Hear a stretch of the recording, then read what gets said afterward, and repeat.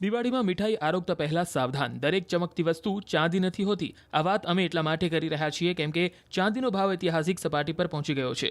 ત્યારે શું દરેક મીઠાઈના વેપારીઓ તેમને ચાંદીના વરખવાળી મીઠાઈ આપતા હશે તેવો સવાલ ઊભો થઈ રહ્યો છે.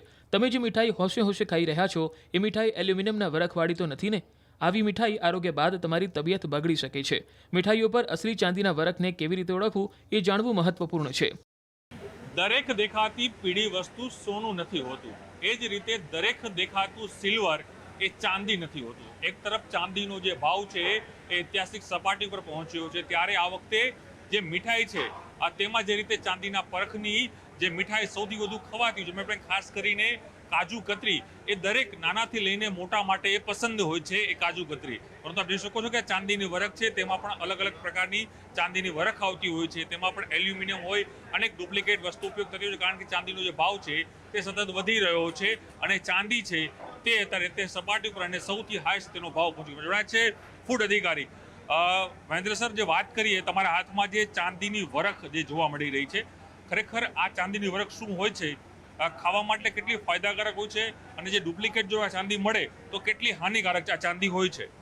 અમદાવાદ મ્યુનિસિપલ કોર્પોરેશન દ્વારા હાલમાં દિવાળીના તહેવારોમાં મીઠાઈનું વધારે પ્રમાણમાં વેચાણ થતું હોય છે, જેના અનુસંધાનમાં અમદાવાદ મ્યુનિસિપલ કોર્પોરેશનની ફૂડ વિભાગની ટીમ દ્વારા અલગ અલગ મીઠાઈ બનાવતા, નમકીન બનાવતા, બેકરી પ્રોડક્ટ બનાવતા જે કારખાના અથવા વેચતા વેપારીઓ છે ત્યાં હાલ ચેકિંગ હાથ ધરાઈ રહ્યું છે અને જરૂર જણાય તો ત્યાંથી નમૂના લેવાની પણ કાર્યવાહી કરવામાં આવી રહી છે. હાલમાં એક્ઝામ્પલ તરીકે કાજુ કતરી છે, કાજુ રોલ છે, એમાં ચાંદીના વરખ વપરાતા હોય છે. ચાંદીના વરખનો અત્યારે ભાવ છે એ હાઈ સપાટી પર છે, જેના કારણે વેપારીઓ જો ડુપ્લિકેટ વરખ વાપરતા હોય તો એની સમયે કોર્પોરેશન લાલ આંખ કરી રહ્યું છે. જો ચાંદીનો વરખ છે આપણે જ્યારે હાથથી મસળતા હોઈએ, સમજાવો અમને કઈ રીતનું જે ગ્રાહક પણ ચાંદી આજે કાજુ કતરી લેવા જાય સાહેબ, તો ત્યારે એને શું કાળજી લેવાની છે તરફને માપી શકે કે આ ખરેખર ઓરિજિનલ સિલ્વર છે? જો ચાંદીનો વરખ જ્યારે હાથમાં લઈને આમ તમે જ્યારે મસળતા હોય અને એ જ્યારે છૂટો થઈ જતો હોય, એકદમ છૂટો થઈ જતો હોય તો એ ઓરિજિનલ છે. અને જ્યારે એની ગોળ જો પિંડી બનતી હોય તો એ ઓરિજિનલ ચાંદીનો વરખ નથી, એ આપણે નરી આંખે જોઈ શકીએ છીએ. ઓકે, એટલે ચાંદી જે રીતે આપણે જ્યારે કોઈ વ્યક્તિ ગ્રાહક જ્યારે પોતાનું સ્વીટ લેવા માટે પહોંચે ત્યારે એને બે વસ્તુ ખાસ ધ્યાન રાખવાની હોય છે કે જે ચાંદીની વરખ હોય છે તે પોતે જ્યાં ઘરે પોતાના હાથે ટેસ્ટ કરી શકે. એટલે ફરી એકવાર મારા દર્શકોને બતાવશો કઈ રીતે એ વ્યક્તિ જેને એ પારખી શકે કે તમે જે લઈ રહ્યા છો તે મીઠાઈમાં કેટલું સિલ્વર છે. તમે ઘરે જઈને આ જે કાજુ કતરીની ઉપર જે વરખ લગાવવામાં આવે છે એને હાથમાં લઈ અને આ રીતે તમે જ્યારે મસળશો તો એના પાર્ટિકલ છે એકદમ છૂટા પડી જશે. અને જો ડુપ્લિકેટ હશે તો એ ગોળ ગાંઠ જેવું થતું જશે. જ્યારે આ જે ચાંદીનો વરખ જો ઓરિજિનલ હોય તો એ ગોળ ગાંઠ જેવું બનતું નથી અને છૂટું એકદમ થઈ જશે. જે આપણે ઓરિજિનલ ચાંદીનો વરખ છે એ પરખ કરીશું. અને અહીંયા જે વપરાતા જે ચાંદીના વરખ છે એ બ્રાન્ડેડ કંપની છે, એ બ્રાન્ડેડ કંપનીના વાપરતા હોય છે જનરલી.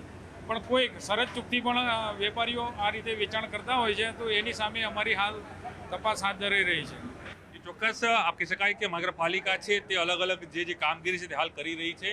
અને મુખ્યત્વે મેં પહેલાં જ કહ્યું કે સ્વીટ છે તે આપના મોં પર જ્યારે નાખો છો, જ્યારે તમે આરોગો છો ત્યારે આપને એ ગમતી હોય છે, પરંતુ એની અંદર જે યુઝ થતું જે તત્વો હોય છે તે કેટલું હાનિકારક છે તે પણ એક સમજવાની આપને જરૂર છે. એટલે આપ જ્યારે કોઈ પણ આપણે સ્વીટ લેવા જ્યારે જાઓ છો અને ખાસ કરીને ચાંદીની વરખવાળી જે સ્વીટ લેવા જાઓ છો ત્યારે આપ ચોક્કસપણે એ તપાસ કરજો કે એ ખરેખર ચાંદીની વરખવાળી સ્વીટ છે કે નથી. એ અમારો પ્રયાસ છે કે આપને જે આપ ખાઈ રહ્યા છો તે આપ ચોખ્ખું અને શુદ્ધ એ આપ આરોગો, એ પ્રકારની જ અમારી આ પહેલ છે. તેના જ કારણે અમે આ અહેવાલ છે આપને આ બતાવી રહ્યા છીએ.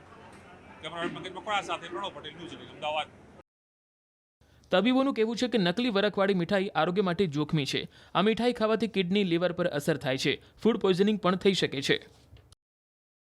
હવે એલ્યુમિનિયમનું વરખને લીધે મગજમાં નુકસાન થઈ શકે, થોડી મેમરી લોસ થાય, ઉલટી ઉપકા થાય, ડાયરિયા થાય, હાડકાં નબળા થાય, લાંબા ગાળે આવી ઇફેક્ટ થઈ શકે છે. અને એ જ રીતે નિકલ બી કોઈક વાર વપરાય છે અને નિકલને લીધે પણ ઉલટી થવી, ઝાડા થઈ જવા, પેટમાં ડિસ્કમ્ફર્ટ લાગવું, આ બધું થતું હોય છે. એટલે તમારે કોઈ પણ જગ્યાએથી મીઠાઈ લો એના માટે સ્પેશિયલ જાણી લેવું પડે કે એ લોકો વરખ શેનું વાપરે છે